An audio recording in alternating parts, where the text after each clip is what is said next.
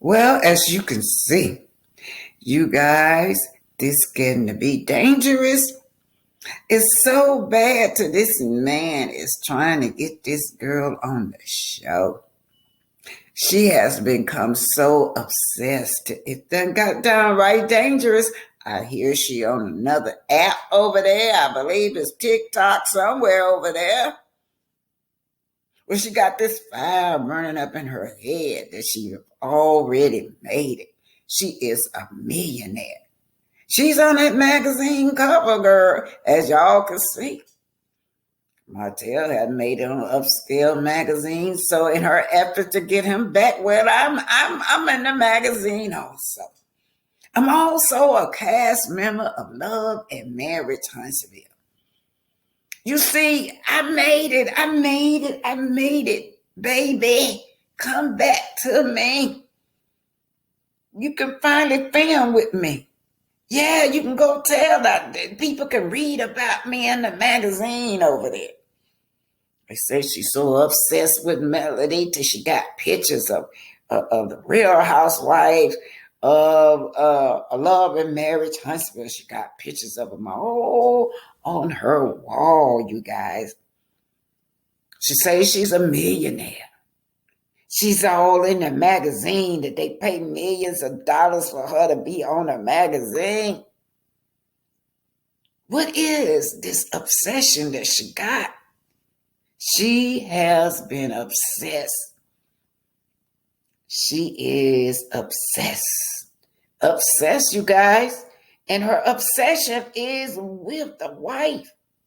Yes. It is with the wife, you guys. This is the image that you see of a female that is obsessed. This girl has come up so obsessed, it's all in her brains. This fire is going on in her brain. This invisible war is going on in her brain morning, noon, and night, that she can switch places with Mel. That's why if you hear her on one of her phone calls with Dana, she's saying, move over, Melody. Move over. Get the hell on and move over, Melody. This man has become her hero, you guys. He knew what he was doing. When he met this girl, he made himself to be a hero in her eyes. I'm going to divorce my wife. I love you. I don't love my wife. I'm going to make you a star. In her mind, he's a hero. So what? I got to look in the mirror at myself, and I got to be equal to his wife or better. So she make up this story that she's in the magazine. She make up this story that she's this superstar on Love and Marriage Huntsville. Meanwhile, her heroes is talking about how good she looked. Hence, that's why she always picking at the bumps in her face. She want other people to see how beautiful she is, because after all, her hero has told her that she was beautiful. He makes her laugh. Yeah, we sit down and we laugh. We laugh about the pain of his ex-wife. He makes her feel special, you guys. When he tell her that her hair is beautiful, it makes her feel special. When he tell her that she got great sex, it makes her feel special. So what she tried to do, she tried to tailor-made herself to be his wife. In this instance, she feels like the wife has imitated her. She done flipped it. I'm the girl. I am the main principal of Love and Marriage Huntsville. Everybody is using my image. You guys get the idea of it. You get the idea of it. It's me. I'm the star. I made everybody else a star on that show. This girl is so obsessed, you guys. It's downright dangerous. You are looking at the image of an obsessed person. In this case, she's obsessed with the ex-wife. The wife is gone and have moved on. Every time she feels like, oh, well, she's special, he comes back to her. Y'all know what he comes back to her for. He comes back to her in the dark. He like to sneak around with her. You know what I told y'all. She the spare tire. Yeah, she that spare tire, you guys. Y'all know when you need that spare tire, you go in the trunk and you get it. Meanwhile, the good tires is up every day. Every day she sees him with other women's up front. Yet when he called her, she feels special. I'm the one. I am the one, you guys. Obsessed. She have become obsessed, you guys. She's over there. She's on that magazine cover. She make millions and millions of dollars. Now let's see what's going on. Everything else failed. He tried it all. He tried that Inez wine. That didn't go nowhere. It could go somewhere if he put effort in it. Y'all saw that wine commercial. I did a better version of the wine commercial than coleslaw. So he's so disrespectful till he want to bring her on the show. He want to bring this toxicity and this abuse further to the show. He said that he wants to show the audience how he co-parent with this woman. We all know that it's abusive. And we all know what they're going to do. Those two going to team up further and abuse Melody. This is most likely the most disrespectful thing that this man could do right now to Melody is bring this woman and her child on this show. We're not watching it, Carlos. We do not want to see little Knox and little Chucky. This is so lethal. This is lethal. This relationship is lethal between her and Martel in the first place, and little Chucky. So you got the abuser bringing another abuser on stage. You want us to accept these two abusers on Love and Marriage Huntsville of his ex-wife, of the mother of his children. So let's just see. This unhealthy dynamic is described as hoovering. Hoovering, it says, is named after Hoover vaccine. Vacuum. It says it describes the way a malignant partner tries to suck you back in. It tries to suck you back into the traumatic vortex of the relationship after the relationship have expired.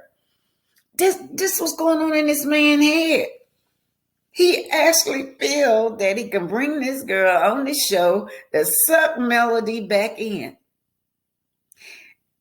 You know, he says that he's sorry, you guys, but look at the information that he's putting in front of you. His sorry information. I'm sorry, I've been hurt. He's telling the audience that so that we can tell Carlos, okay, bring him on. So what the narcissists do? The narcissists always try to work on your vulnerability and your weaknesses. They try to exploit and manipulate you because it gives them a sense of power.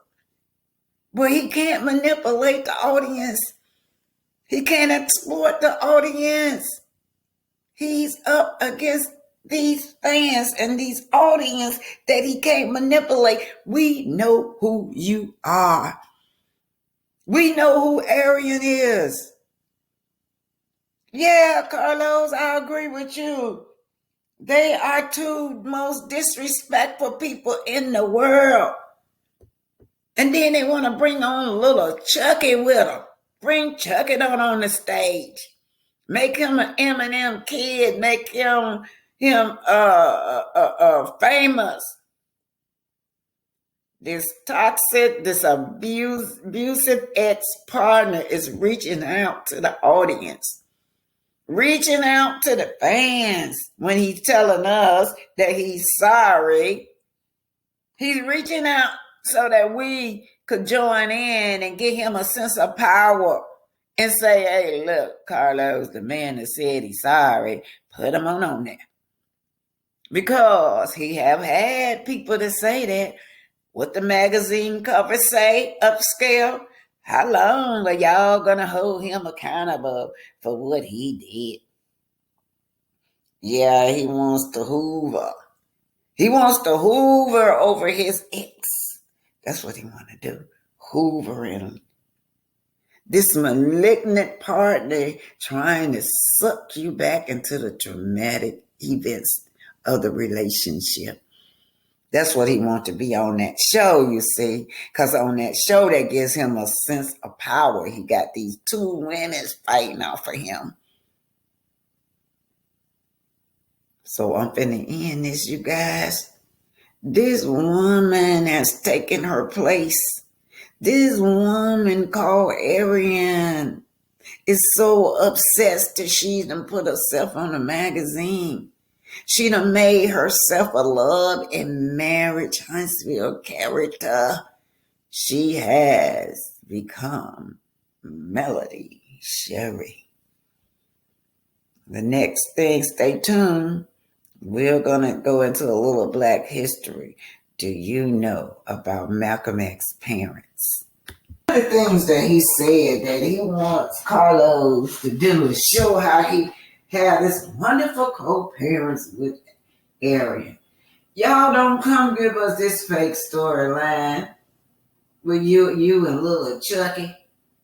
Look at this is what Arionne said. Come on, y'all remember this? He was caught with he was in New York with Sheree.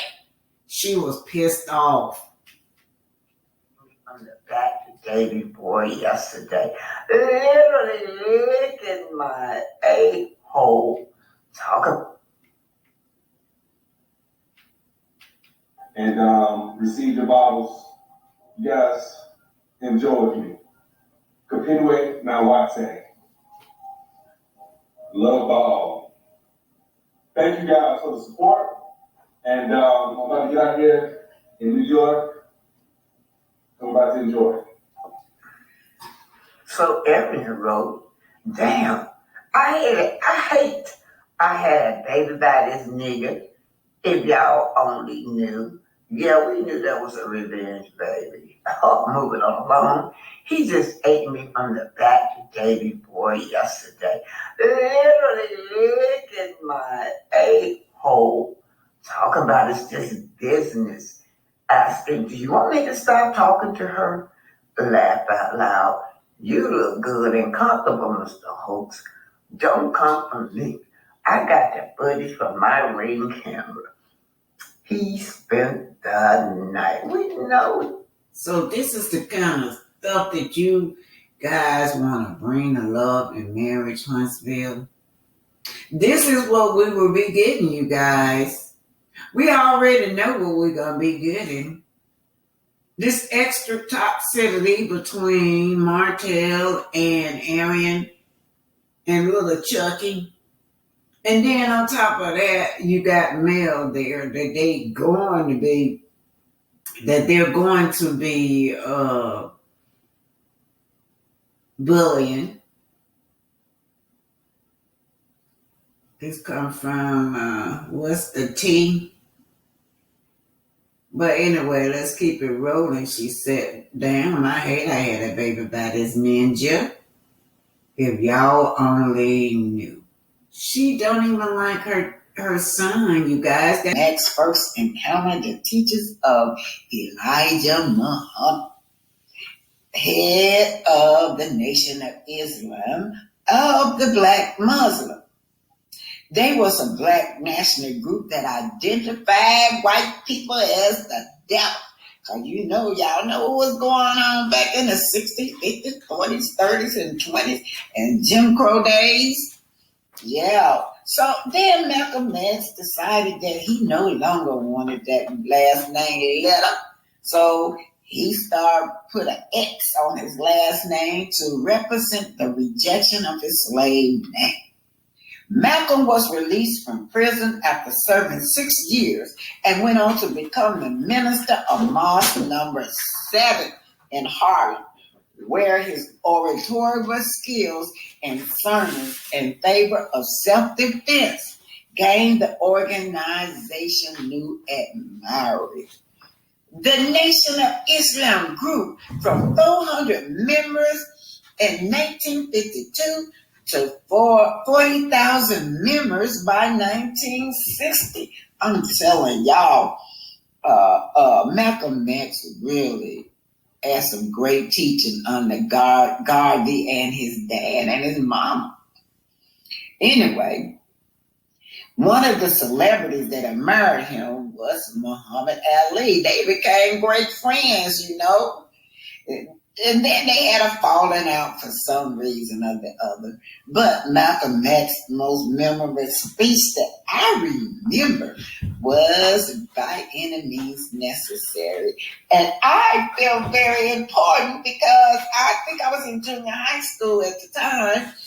And he came to our school and our church in Cleveland, Ohio, and then in Detroit too. And when I went to Detroit, I got family members in Detroit, you guys. I went to school in Detroit also. There he was again in Detroit, Michigan, at the church, saying that by any means necessary. And he told us that that was the first time he had ever spoke that. However, there was a lot of controversies about that. I mean, they took it and ran with it. By any means necessary, they mean anything violent. Sometimes by any means necessary, you have to come to a conclusion of how am I going to get out of this curveball, right? There's more than one road I could go down, So anyway, by any means necessary, speech put him on the opposite end of the spectrum from Martin Luther King Jr. Now let me tell y'all something. Martin Luther King Jr. Cleveland, Ohio was not his territory. Martin Luther King Jr. wanted to come up there and speak, and they told him Martin he couldn't, because this is just not your territory. Martin came anyway, you guys. He came on anyway. And of course, everybody respected him. And anyway, but they were on the opposite side because Martin Luther King had a nonviolent approach to gaining grounds in the civil rights movement. So King came up there with I Have a Dream speech in 1963 that on the March on Washington, Malcolm said, whoever heard of angry revolutionists harmonizing and singing, we shall overcome. Oh, Lord, I hated that song, y'all. We shall overcome. Anyway, he said, whoever heard of any revolutionists all harmonizing and singing, we shall overcome, y'all, while tripping and swaying along arm in arm with the very people that they supposed to be angry and revolting against. But Malcolm X politics earned him the eerie view of the FBI, J. Edgar Hoover, till his death. Anyway, Malcolm X said, let us remember, we're not brutalized because we're Methodists. We're not brutalized because we're Catholic. We're not brutalized because we're Seventh-day Adventists. We're not brutalized because we're Baptists. We're not brutalized because we're Muslim. We're brutalized because we are black people here in America. Yeah, let us listen at that. Put your listening skills on and let's listen at the breath. Let us remember that we're not brutalized because we're Baptists. We're not brutalized because we're Methodists. We're not brutalized because we're Muslims. We're not brutalized because we're Catholics. We're brutalized because we are black people in America.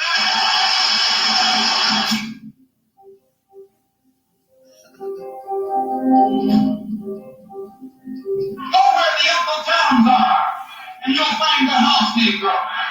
Go where the Negro leaders are, and you'll find the house Negro.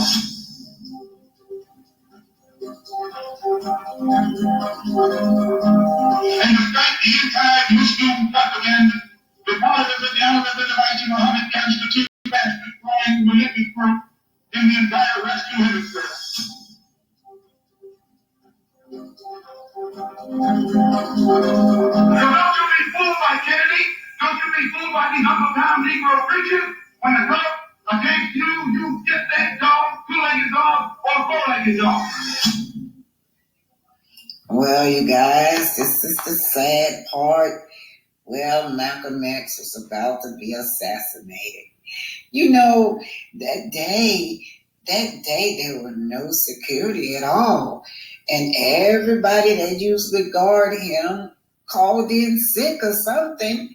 But anyhow, let's listen to Malcolm X. Put your listening ear on. And soon this man will be assassinated. The problem that confronts all of our people. We want freedom by any means necessary. We want justice by any means necessary. We want equality by any means necessary. We don't think that in 1964, living in a country that is supposedly based upon freedom and supposedly the leader of the free world, we don't think that we should have to sit around and wait for some segregationist congressmen and senators and a president from Texas in Washington, D.C. to make up their mind. That our people are due now some degree of civil rights.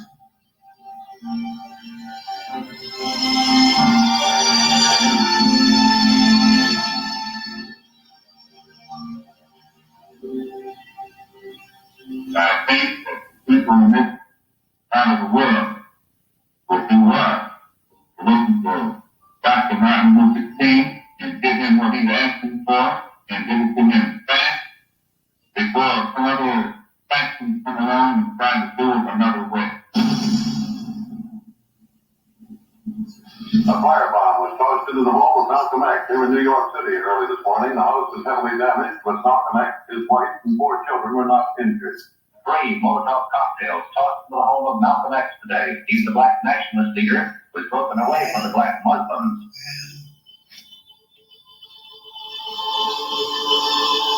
I wanted you to know that my house was bombed. It was bombed by the black Muslim movement upon the orders of Elijah Muhammad. Now they had planned to do it from the front and the back so that I couldn't get out. So had that one gone through that window, it would have fallen on a 6-year-old girl, a 4-year-old girl, and a 2-year-old girl. And I'm going to tell you, if it had done it, I'd taken my rifle and gone after anybody in sight. The only thing that I regret in all of this is that 2 black groups have to fight and kill each other off. Elijah Muhammad could stop the whole thing tomorrow, just by raising his hand. Really, he could. He could stop the whole thing by raising his hand. But he won't. He doesn't love black people. He doesn't even love his own followers. From which they're killing each other. They killed one in the Bronx. They shot another one in the Bronx. They tried to get 6 of us Sunday morning.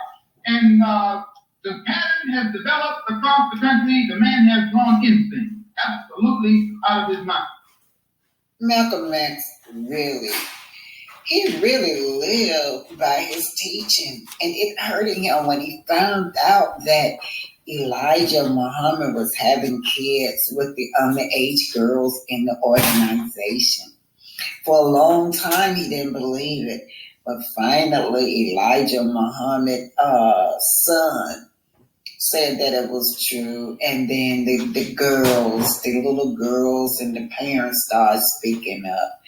Malcolm X was trying to protect the women in the organization. So everybody went after his head. This is one man I can say that died. He died. He among many things he got killed for, but one of them was protecting black women. And besides, you can't be 70 years old and surround yourself by a handful of 16, 17, 18-year-old girls and keep your right mind. I am well aware of what I'm setting in motion, or what I'm saying up here tonight. I'm well aware. But I have never said or done anything in my life that I wasn't prepared to suffer the consequences for.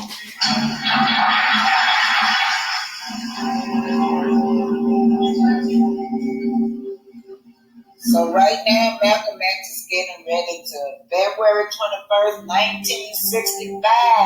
Malcolm is scheduled to give a speech. There it is. The only word that I can use to describe the thing here. Reporter Gene Simpson attend Malcolm's speech on the day from birth. You make the first report from Albany. When Malcolm came on the stage and greeted the audience, several persons that happened so quickly I can't describe them, stood up and fired shots. Everybody fell for the floor. I choked myself and crawled over to the side, trying to get up from the seat of the shop, and crawled back along the balustrade and shots rang out all over the place as Malcolm's supporters tried to subdue those who had fired upon him. He's now laying on the stage. My agent tells me that he has been shot. So you see, you guys, Malcolm X was shot. Yeah, he died. And the man next to you that you see them pulling at was one of the suspects that had killed him. Anyway, was a sad day. I remember that day. You guys. Malcolm X, the greatest man ever to live. I just want to add that the brother that they got on that stretcher died in the jail, but he was innocent, you guys. So they came back last year and paid the family along with the other guy that had been released after 40-some years or so.